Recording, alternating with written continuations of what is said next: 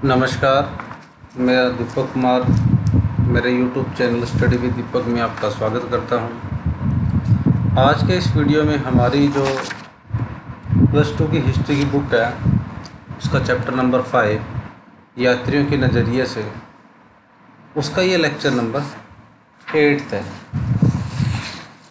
तो जैसा कि हमने लास्ट लेक्चर के अंदर डिस्कशन है वो किया था कि किस तरीके से जो संचार की प्रणाली थी जो भारतीय समाज के अंदर, वो किस तरीके से अपनाई जाती थी। यानी कि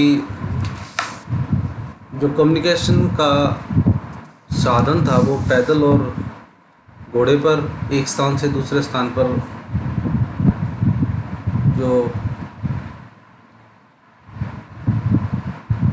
मैसेज को पहुंचाया जाता था लोगों के द्वारा, और बड़ी आधुनिक प्रणाली को, एक हाईटेक प्रणाली है वो अपनाई गई थी।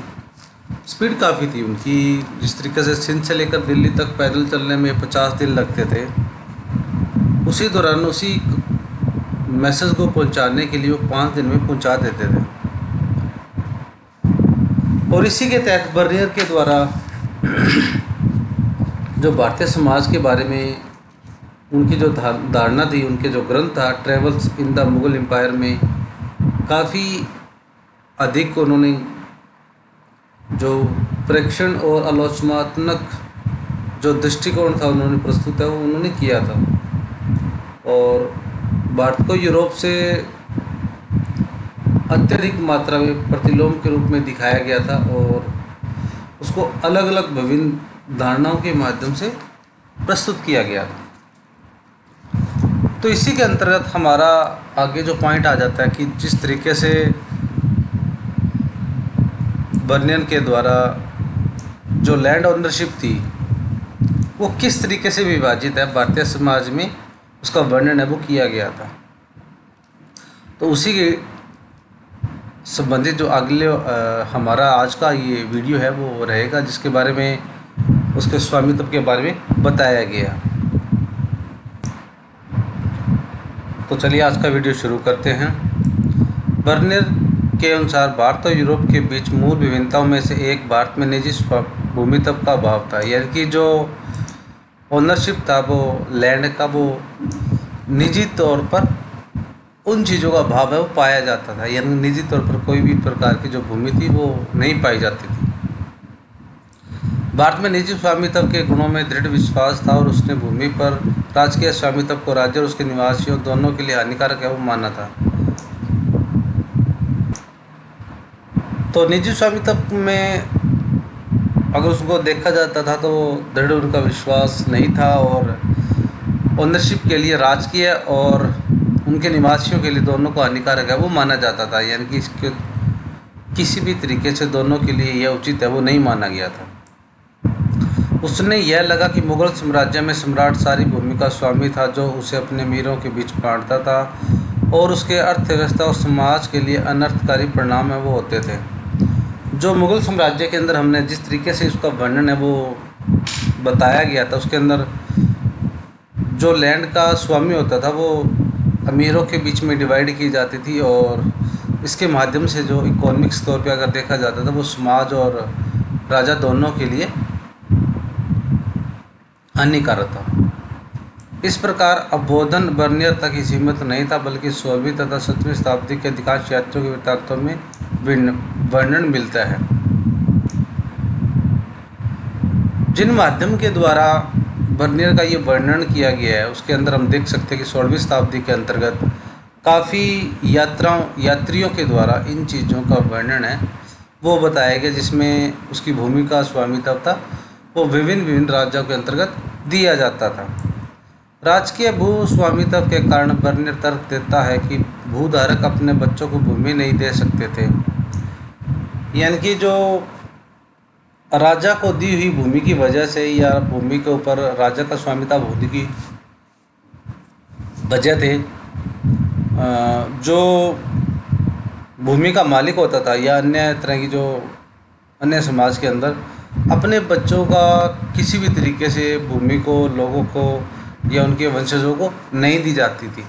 मोस्टली हम आज के वर्तमान समाज में हम क्या देखते हैं कि हमारी जो लैंड जो ओनरशिप होती है वो निजी स्वामित्व उनका पाया जाता है, प्राइवेट हमारी प्रॉपर्टी पाई जाती है और हमारे बाद हमारे बच्चों को उनको अधिकार है वो दिया जाता था। लेकिन ऐसा उस समाज के अंदर किसी भी तरीके से जो प्रावधान है वो नहीं पाया जाता था।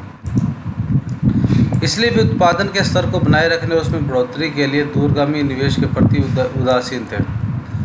तो जब उनके पास अपनी निजी प्रॉपर्टी नहीं थी, उसका ओनरशिप नहीं था, तो वो किसी भी तरीके से जो प्रोडक्शन कार्य था, खेती कार्य करने के लिए उसमें जो प्रोग्रेस है वो नहीं रखते थे और ना ही किसी तरीके से वो उसमें इन्वेस्टमेंट करने के लिए ललायत रहते थे, क्योंकि उनका किसी भी तरीके से इंटरेस्ट लैंड के ऊपर नहीं था। मुख्य तौर पर ये राजकीय जो कृषि थी वो की जाती थी। इस प्रकार निजी भू स्वामित्व के अभाव ने बेहतर भूधारकों के वर्ग के उदय को रोका, जो भूमि के रख रखाव व बेहतरी के लिए प्रति सजग रहते थे। यानी कि जिस तरीके से बेहतर तरीके से भूमि किसान वर्ग के लिए जो अतिरिक्त तरह से प्रयास कर सकते थे, उसी तरीके से उनके प्रति जो भूमि को प्रायोजित करने के लिए, उनके रख रखाव करने के लिए उदासीन व्यवहार उनका रखा और किसी भी तरह की जो लैंड ओनरशिप है वो नहीं दी जाती थी। इसी के चलते कृषि का समान रूप से विनाश, किसानों का असीम उत्पीड़न तथा समाज के सभी वर्गों के जीवन में स्तर में अनवरत पतन की स्थिति उत्पन्न हुई, सिवाय शासक वर्ग के। तो इसी के अंतर्गत क्या हुआ कि लोगों के प्रति जो विनाश की भावना थी, कृषि के जितनी भी कृषक समाज के बारे में, किसानों के बारे में, समाज के सभी के जीवन स्तर से अगर देखा जाता है तो एक पतन की स्थिति बनी हुई थी, और जिसमें राजा के द्वारा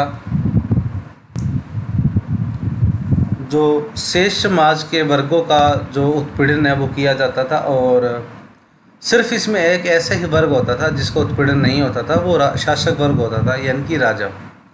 तो कृषि कार्य से संबंधित सभी के द्वारा उत्पीड़न कार्य वो किया जाता था। इसी के विस्तार के रूप में बर्नियर भारतीय समाज को दरिद्र लोगों के समरूप जन समूह में वर्णित करता है, जो एक बहुत अमीर तथा शक्तिशाली शासक वर्ग जो अल्पसंख्यक होते थे के द्वारा अधीन बनाया जाता था। तो जिस तरीके से बर्नियर ने समाज का वर्णन किया है वो दरिद्र लोगों के जनसमूह के बारे में वर्णन किया है, जिसमें काफ़ी अधिक मात्रा में लोग जो दरिद्र पाए जाते थे और जिसमें अल्पसंख्यक वर्ग थे, जो शक्तिशाली वर्ग होता था, उनका प्रभुत्व ज़्यादा रहता था। और मोस्टली लोग जो दरिद्र लोग होते थे वो इन्हीं शासक वर्ग के अधीन कार्य वो करते थे। गरीबों में सबसे गरीब तथा अमीरों में सबसे अमीर व्यक्ति के बीच नाम मात्र की कोई सामाजिक समूह या वर्ग नहीं था। बर्नियर बहुत विश्वास से कहता है, भारत में मध्यम वर्ग की स्थिति के लोग नहीं हैं। तो भारतीय समाज के अंदर या तो सबसे अमीर व्यक्ति पाए जाते थे या सबसे गरीब व्यक्ति है वो पाए जाते थे। दो ही वर्गों का बर्नियर के द्वारा इसका वर्णन है वो बताया गया है। जो मध्यम वर्ग होता है, जो तीसरा जो बीच वाला वर्ग होता है मध्यम वर्ग, उस मध्यम वर्ग की भारतीय समाज में किसी भी तरीके से संभावना है वो नहीं पाई जाती थी और ना ही वो बनता था। तो बर्नियर ने मुगल साम्राज्य को इस रूप में देखा जिसका राजा भिखारी और क्रूर लोगों का राजा था, जिसके शहर और नगर विनिष्ट तथा खराब हवा में दूषित थे और इसके खेत झाड़ीदार तथा घातक दलदल से भरे हुए थे। और इसका मात्र एक ही कारण था, राजकीय भू स्वामित्व। तो बर्नियर के द्वारा जिन राजा का वर्णन किया गया उसके माध्यम के द्वारा हम देख सकते हैं कि जो राजा होता था वो भिखारी और क्रूर शासक के रूप में माना जाता था, जिसके अंदर जो शहरों की प्रकृति थी वो विनाश की स्थिति थी और सिर्फ जो खेत होते थे वो झाड़ीदार और घातक दलदल से भरे हुए थे। और जिसमें अगर प्रभुत्व की बात की जाती थी तो सिर्फ राजकीय भू स्वामित्व ही पाया जाता था और लैंड ओनरशिप, जो गवर्नमेंट लैंड ओनरशिप है वो पाई जाती थी, यानी कि राजा की सारी प्रॉपर्टी पाई जाती थी। आश्चर्य की बात यह है कि यह एक भी सरकारी मुगल दस्तावेज यह इंगित नहीं करता है कि राज्य भूमि का एकमात्र स्वामी था, यानी कि जिस जिन माध्यमों के द्वारा मुग़ल दस्तावेज के माध्यम से किसी भी तरीके से ये इंडिकेट नहीं किया गया जिसके अंदर भूमि का जो एकमात्र स्वामी था वो किसान वर्ग है वो संबंधित पाया जाता था। उदाहरण के लिए 16वीं शताब्दी में अकबर के काल का सरकारी इतिहासकार अबुल फजल भूमि स्वामित्व का राजत्व का प्रासंगिक बताता है, जो राजा द्वारा अपनी प्रजा को सुरक्षा प्रदान करने के बदले की मांग प्रतीत होती है, न कि अपने स्वामित्व वाली भूमि पर लगान की। तो मुग़ल बादशाह के लिए अगर एग्जाम्पल दिया गया तो अकबर के समय काल का वर्णन दिया गया जिसके अंदर जो उनका भू लैंड ओनरशिप होता था या उनका वर्णन किया जाता था सरकारी इतिहासकार के द्वारा, जो अबू फजल होता था उसके अंदर भी जो प्रजा के सुरक्षा करने के लिए राजा का उत्तरदायित्व माना गया था, जिसके अंदर भूमि पर लगाम लगाने की जिम्मेवारी होती थी वो राजा के द्वारा ही लगाई जाती थी। ऐसा संभव है कि यूरोपीय यात्री ऐसी मांगों को लगान मानते थे क्योंकि भूमि राजस्व की मांग अक्सर बहुत अधिक होती थी। तो उस समय के अंदर ये देखा जाता था कि जो भूमि राजस्व की मांग होती थी वो काफ़ी अधिक मात्रा में रखी जाती थी, जैसा कि अंग्रेज़ों के समय काल के भी आगे वर्णन है वो दिया गया है। लेकिन असल में यह न तो लगान था और न ही भूमि कर बल्कि उपज पर लगने वाला कर था। यानी कि ये जो कर लगाया जाता था वो असल में किसी भी तरह का लगान नहीं होता था, ये भूमि कर लगाया जाता था। जिस तरीके से जो प्रोडक्शन होती थी, जो टोटल प्रोडक्शन होती थी, उस प्रोडक्शन के ऊपर ही कर है वो लगाया जाता था भूमि उपज के रूप में। जिस तरीके से आपको पता है कि वो 1/10 या 9/10 के रूप में भी लगाया जाता था। यानी कि अंग्रेज़ों के समय काल से भी हमने देखा कि भूमि कर होता था वो काफ़ी अधिक मात्रा में किसानों के ऊपर लगाया जाता था। बर्नियर के विवरणों ने 18वीं शताब्दी से पश्चिमी विचारकों को प्रभावित किया। उदाहरण के लिए फ्रांसीसी दार्शनिक मोंटेस्क्यू ने उसके वृत्तांत का प्रयोग प्राच्य निरंकुशवाद के सिद्धांत को विकसित करने में किया, जिसके अनुसार एशिया में शासक अपनी प्रजा के ऊपर निर्बाध प्रभुत्व का उपयोग करते थे, जिसे दासता और गरीबी की स्थिति में रखा जाता था। तो एशिया के अंदर विभिन्न राज्यकाल या समयकाल के अंदर अगर देखा जाता है तो काफ़ी अधिक मात्रा में 18वीं शताब्दी के अंदर एक पश्चिमी विचारक थे जिसका नाम दार्शनिक मोंटेस्क्यू था। उनके वृत्तांतों के माध्यम से ये पता चलता है कि जिस तरीके से जो राजा के द्वारा प्रजा के ऊपर निर्बाध रूप से जो प्रभुत्व का उपयोग किया जाता था, उसके माध्यम से ये पता चलता है कि जिसके अंदर दासता और गरीबी की स्थिति थी वो काफ़ी अधिक मात्रा में पाई जाती थी। यानी कि जो गरीबी और दास होते थे वो भूमि लैंड ओनरशिप ना होने की वजह से इनकी जो स्थिति थी वो दयनीय है वो पाई जाती थी। इस तरह का आधार यह भी है कि सारी भूमि पर राजा का स्वामित्व होता था तथा निजी संपत्ति अस्तित्व में नहीं थी। इनकी मोंटेस्क्यू के द्वारा जो वर्णन किया गया उसके माध्यम से भी ये पता चलता है कि जो सारी भूमि के ऊपर राजा का स्वामित्व वो पाया जाता था और निजी जो संपत्ति थी वो किसी भी प्रकार से अस्तित्व में नहीं पाई जाती थी।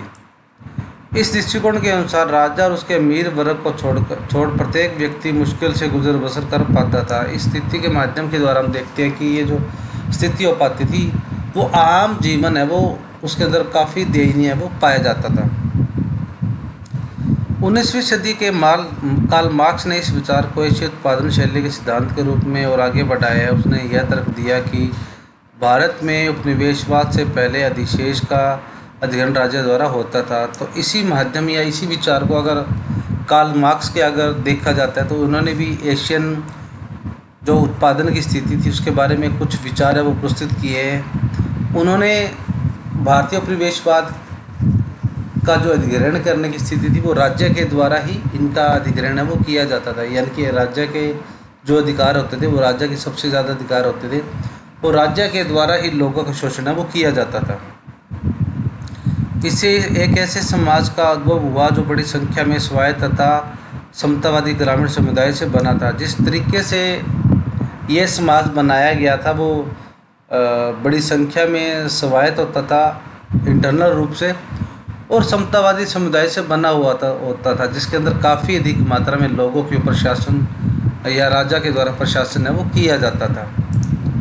इन ग्रामीण समुदायों पर राज के दरबार का नियंत्रण होता था। जब तक अधिशेष की आपूर्ति निर्विघ्न रूप से जारी रहती थी इनकी स्वायत्तता का सम्मान किया जाता था। यह एक निष्क्रिय प्रणाली मानी जाती थी। यानी कि लोगों के ऊपर जो कंट्रोल करने का अधिकार होता था वो राजा के द्वारा ही किया जाता था, और इनके ऊपर निर्बाध रूप से जो शक्ति थी वो प्रभावित रहती थी, जिसके अंदर ये जो ग्रामीण लोग होते थे वो राजा के अधीन ही कार्य करते थे और उसी की प्रणाली को माना जाता था। परंतु जैसा कि हम देखें कि ग्रामीण समाज का यह चित्रण सच्चाई से बहुत दूर था। 16वीं 17वीं शताब्दी में ग्रामीण समाज में चारित्रिक रूप से बड़े पैमाने पर सामाजिक और आर्थिक विभेद था।